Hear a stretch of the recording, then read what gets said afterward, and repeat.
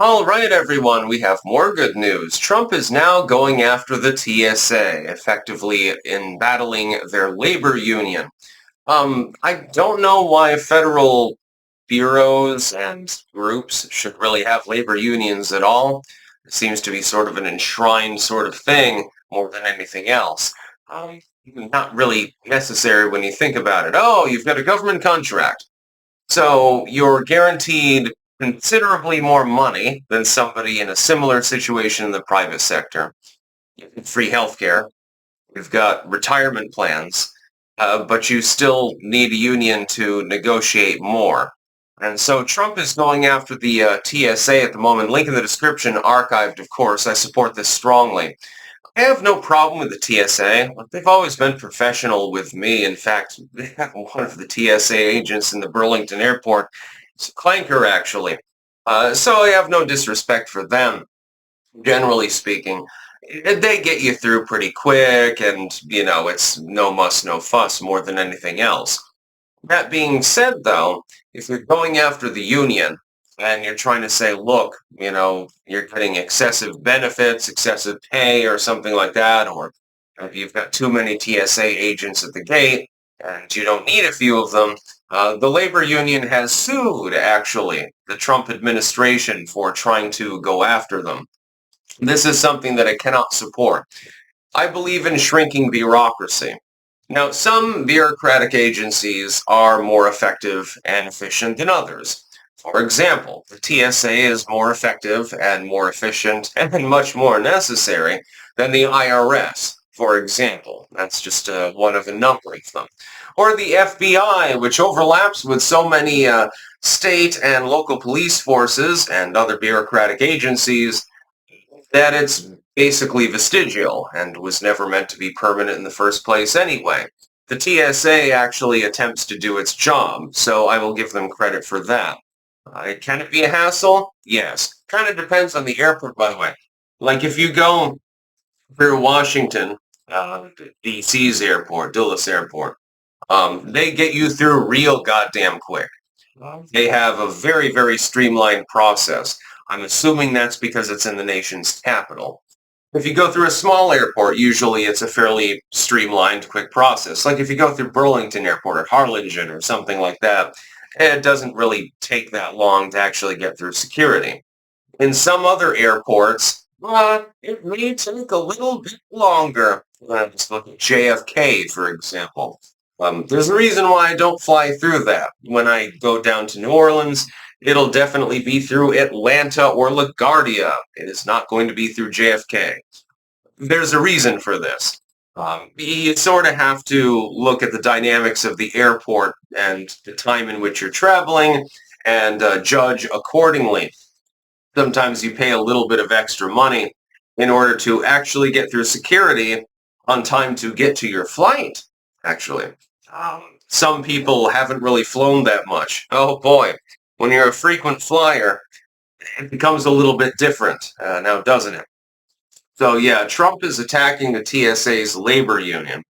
I don't particularly have any problem with this because the labor union should be attacked. It's not that I have a problem with TSA workers. You're doing kind of a hazardous job because somebody might try to sneak a bomb aboard a plane or something like that, or some anthrax. So you should be paid accordingly. That being said, the union itself, like with all unions, doesn't even represent the workers. What it represents is the upper management of the union.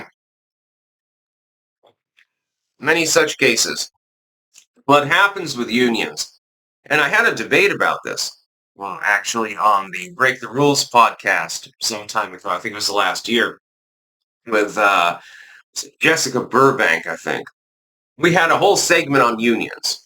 And what I pointed out is that I don't have a problem with people unionizing, whether they're federal workers or not. It makes no difference. But when you get to the point where the union bosses are simply running the show and they're not really running it in favor of the little guy, the people that are actually represented by the union, and they're just drawing, massive salaries instead. And the negotiations aren't even really taking place. Basically, they're nothing more than a pawn of the corporation because the corporation is giving them a bunch of money. It becomes a little bit of a problem. Let's say, for example, you work for a postal service. You make 60, 70K a year. You're doing pretty well. But then you're forced to unionize. You have to pay the union dues. You have to listen to the union boss. If he or she says picket, then you have to picket, walk off the job. You're not allowed to work at that point. You're effectively furloughed. And then is just ingratiating themselves, fattening themselves like a big fat hog on all of the good stuff while you're getting nothing more than breadcrumbs. Does this make sense? This is why I believe in choice for workers. If you wish to unionize, elect a head, pay them. Maybe they're doing it, they're a Janny, they're doing it for free. Perfectly fine. You have every right to do that. Walk off the job if you want. Pick it if you want. Do whatever you want. You're an individual. You're not part of a collective. If you do not want to join that union, because you're like, hey, the work conditions are fine, I'm getting a decent amount of money, and I've got reasonable benefits and everything, what do I have to complain about? You should be able to fucking work. You shouldn't be compelled to join a union. That's my only problem. In many cases, these unions are compulsory. You get into, for instance, look at New York taxis. You go to New York and try to have a taxi. And I think they've banned Uber and Lyft and stuff like that, by the way. It costs $1 million to get a taxi medallion at last check or something along those lines.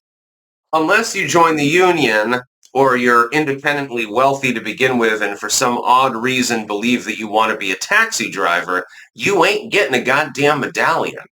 It's a reason why the pickups are a little bit more expensive in Manhattan now, aren't there? There's a reason for that.